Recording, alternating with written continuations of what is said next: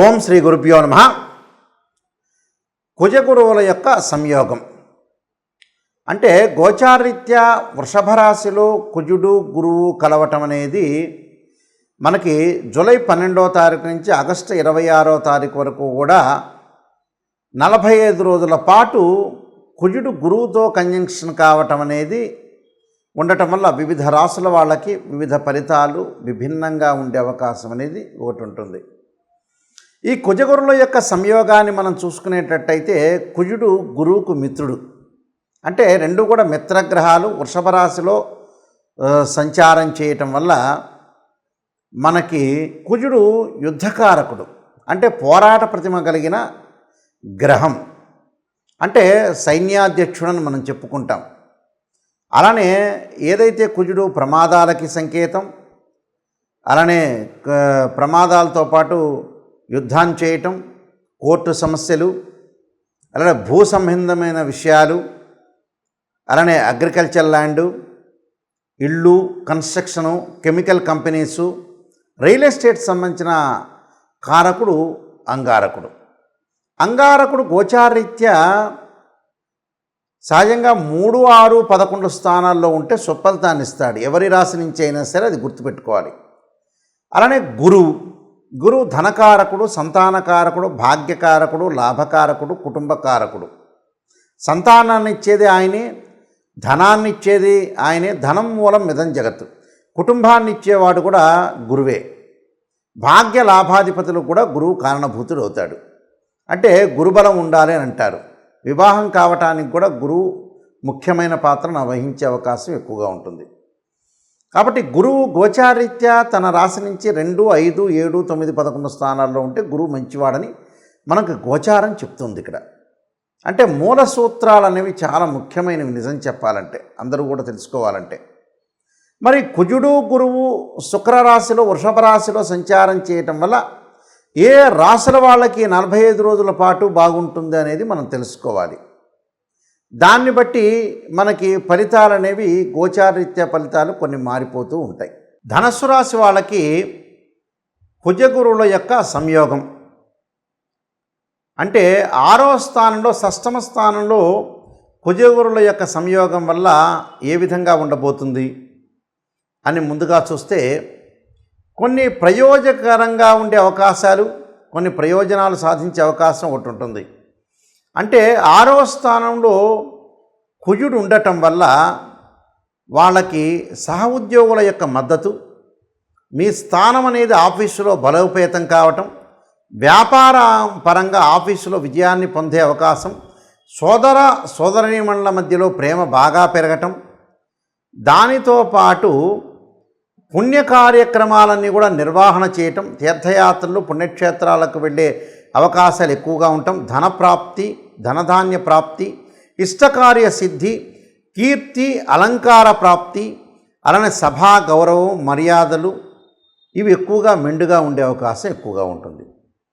అంటే స్నేహితుల మధ్యలో అనుకూలం, పెండింగ్లో ఉన్న పనులన్నీ కూడా పూర్తి కావటం, అలానే ఆకస్మికంగా ధనలాభం ఉండటం, ధార్మిక కార్యక్రమాల్లో ఉత్సాహంగా పాల్గొనే అవకాశాలు, పూర్వీకుల యొక్క ఆస్తిని సంపాదించే అవకాశాలు, భూ వివాదాలు పరిష్కారం కావటం, అలానే ఇక్కడ పిత్రార్జితం సంబంధించిన ఏదైతే ఆస్తులు వచ్చే అవకాశాలు, మనస్పర్ధలు, ప్రశాంతంగా ఉండే అవకాశాలు, కొత్తగా ఏమీ మటుకు చేయకూడదు. కొత్త నూతన వ్యాపారాలు వాటిల్లో మటుకు వాళ్ళు చేయకుండా ఉండటం చాలా మంచిది. ఎందుకంటే ఇక్కడ షష్టమ స్థానంలో గురువు యొక్క ఫలితం వల్ల ఉద్యోగంలో మార్పులు, స్థానచలనము, అలానే అనూహ్యమైన ఆపదలు వచ్చే అవకాశాలు ఇక్కడ ఉన్నాయి. చోర భయము, బంధుమిత్రులతోటి మనస్పర్ధలు, అంటే ఏదైతే మనం బంధుమిత్రులతోటి మనస్పర్ధలు రాకుండా జాగ్రత్తగా ఉండాలి. అంటే కుజుడు బాగున్నాడు కానీ గురువు మధ్య రకమైన ఫలితాన్ని ఇస్తాడు. కాబట్టి డబ్బులు ట్రాన్సాక్షన్స్ చేసేటప్పుడు కొద్దిగా తన వాళ్ళు, మన వాళ్ళు, బయట వాళ్ళు ఇచ్చేవాళ్ళ, ఇవ్వని వాళ్ళ అని కొన్ని ఆలోచన చేయాలి. అంటే సోదరులకు ఇవ్వకూడదు, అలానే భార్యకు కానీ పిల్లలకు కానీ వాళ్ళకు కాదు, ఎవరైతే అవుటర్స్ ఉంటారో వాళ్ళ విషయంలో జాగ్రత్త ఉండాలి. అలానే విదేశాలకు వెళ్ళే అవకాశాలని 1, 2 ఫెయిల్ అయ్యి మూడో అవకాశం అనేది కలిసి వచ్చే అవకాశం ఉంటుంది. విద్యార్థులు చదువు పట్ల శ్రద్ధ అనేది చూపించాలి. అలానే స్త్రీలకి భర్తకు తోడుగా ఉండాలని, జీవితాన్ని నడిపించాలని ఆలోచన చేస్తారు. కొన్ని కార్యక్రమాలు కాలయాపన జరిగే అవకాశాలు ఉంటే జాప్యం జరుగుతూ ఉంటుంది. తొందరపాటు నిర్ణయాలు ఎట్టి పరిస్థితుల్లో కూడా తీసుకోకుండా ఉండటం మంచిది. మనస్పర్ధల విషయంలో కూడా కొద్దిగా శ్రద్ధ వహించాలి. అలానే డబ్బు అవసరం అనేది ఎక్కువగా ఉంటుంది. అప్పులు తీసుకోవటం అవకాశం ఉంటుంది. రుణాలు వచ్చే అవకాశం, బ్యాంకు లోన్లు వచ్చే అవకాశం అనేది ఎక్కువగా ఉంటుంది. అంటే ఇవన్నీ కూడా ఈ రాశి వాళ్ళకి జరుగుతూ ఉంటాయని అర్థం. ఈ రాశి వాళ్ళకి కొన్ని కష్టాలు కూడా తొలగిపోతాయి. దీంతో పాటు కష్టాలు తొలగిపోతాయి. కానీ ధనపరంగా మటుకు మాట్లాడేటప్పుడు మటుకు ఈ 2 విషయాలు శ్రద్ధ పెట్టండి. ధనాన్ని ఇచ్చే విషయంలో కానీ, కొన్ని వస్తువులు ఇచ్చే విషయంలో కానీ, మాట్లాడేటప్పుడు కానీ తొందరపాటు నిర్ణయాలు కానీ, తొందరపాటు మాట్లాడటం అనేది తీసుకోవద్దండి. ఖచ్చితంగా కూడా మాట్లాడద్దండి. లౌకిక విధానంతో మాట్లాడండి. ఎదుటివాడి యొక్క విషయాన్ని మాత్రమే దాన్ని ఆకలింపు చేసుకొని ముందుకు వెళ్ళండి. అది చాలా ముఖ్యమైన విషయాలు. అంటే ఉద్యోగంలో అనుకోవచ్చు, వ్యాపారంలో అనుకోవచ్చు, కుటుంబంలో అనుకోవచ్చు, బంధువులతో అనుకోవచ్చు, మిత్రులతో అనుకోవచ్చు.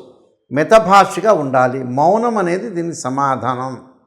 కాలం అనేది కాటేసే అవకాశం ఉంటుంది కాబట్టి ఆ కాలాన్ని మనం సర్దుబాటు చేసుకొని జీవితంలో ముందుకు వెళ్ళాలి. ఎక్కడో లేదు, ఫ్రీ వీల్ అంటారు, మన చేతుల్లోనే ఉంటుంది. భగవంతుడి యొక్క ఆశీర్వచనం చాలా అవసరం. మనం చేసే ప్రయత్నం ఎప్పుడు కూడా సఫలీకృతం కావాలంటే ప్రతిదాన్ని కూడా ఆలోచన చేసి ముందుకు వెళ్ళాలి. ఎవరు చెడ్డవాడు, ఎవడు మంచివాడు? భగవంతుడు అనేవాడు మనకు బుద్ధి ఇచ్చాడు. ఆ బుద్ధిని మనం సద్వినియోగం చేసుకొని ముందుకు వెళ్ళాలి. అప్పుడే మన స్థితప్రజ్ఞుడు అంటాం. నేను చెప్పిన పరిహారాలు చేయండి, మీకు మంచి జరిగే అవకాశం ఖచ్చితంగా ఉంటుంది. ముఖ్యంగా ఈ రాశి వాళ్ళు ఏమి చేయాలంటే కొన్ని పరిహారాలు చేసుకోవటం చాలా మంచిది. ఈ రాశి వాళ్ళు అంటే ఇంకా వృద్ధి చెందాలన్నా, మనకు బాగున్నా ఇంకా బాగుండాలి అని అంటే, మనం వృద్ధి చెందాలంటే అంగారకుడి యొక్క స్తోత్ర పారాయణం చేసుకోవటం ఒకటి. అంగారకుడి యొక్క స్తోత్ర పారాయణంతో పాటు ముఖ్యంగా వీళ్ళు చేయాల్సింది అంగారకాయుద్ధే శక్తి అస్తాయ ధీమే తన్నో భౌమ ప్రచోదయాత్ అనే మంత్రాన్ని, తత్పురుషాయుద్ధే మహాసేనాయ ధీమే తన్నో షణ్ముఖ ప్రచోదయాత్ అనే మంత్రాన్ని, 2 జంట సర్పాలను దానం చేయటం, రాహుకాలంలో దీపం పెట్టడం, అలానే సుబ్రహ్మణ్య స్వామి యొక్క ఆరాధన చేయటం చాలా మంచిది. దీంతోపాటు దత్తాత్రేయ స్వామి యొక్క పాలనంతో పాటు దత్త కవచాన్ని చదవటం ప్రతిరోజు కూడా. గురువారం రోజున దత్తాత్రేయ స్వామి యొక్క పాలనం చేయటం, దత్త కవచం చదవటం వీలైతే ప్రతిరోజు కూడా చేసుకోవటం తప్పేం లేదు. గురువారం రోజున ఉదయం కానీ, ప్రాతకాలం కానీ, ప్రదోషకాల సమయంలో కానీ దేవానాంచ ఋషీనాంచ గురుకాంచన సన్నిభం బుద్ధిమతం త్రిలోకేశం తం నమామి బృహస్పతిం అనే మంత్రాన్ని, మంగళవారం రోజున అంగారకాయుద్ధే శక్తి అస్తాయ ధీమే తన్నో భౌమ ప్రచోదయాత్తో పాటు ధరణీగర్భ సంభూతం విద్యుత్కాంతి సమప్రభం కుమారశక్తి అస్తంచ మంగళం ప్రణమామ్యహం అనే మంత్రాన్ని చక్కగా చదువుకోవాలి. దాంతోపాటు ఆరోగ్యపరంగా కొంతమంది ఇబ్బందులు పడుతూ ఉంటారు. శరీరే జర్జరీభూతే వ్యాధిగ్రస్తే కళేపరి ఔషధం జాహ్నవీతోయం వైద్యో నారాయణ అనే మంత్రాన్ని, మనకి ధనం కావలసిన వ్యక్తులందరూ కూడా ఓం యక్షాయ కుబేరాయ విశ్రణాయ ధనధాన్యాధిపతే ధనం ధాన్యం సమృద్ధిమే దేహిమే దాపై స్వాహ అనే మంత్రాన్ని చక్కగా చదువుకోవటం. అలానే వీలైతే కందులు, దానితో పాటు శనగలు దానం చేయటం వల్ల కూడా చాలా మంచి ఫలితాలు వచ్చే అవకాశం ఉంటుంది. కాబట్టి తప్పకుండా ఇంకా వృద్ధి చెందాలంటే మనం కొన్ని రెమెడీస్ అనేవి ప్రత్యేకంగా చేసుకోవటం వల్ల కూడా మనకు మంచి జరిగే అవకాశం అనేది ఖచ్చితంగా ఉంటుంది. సర్వే జనా సుఖినో భవంతు.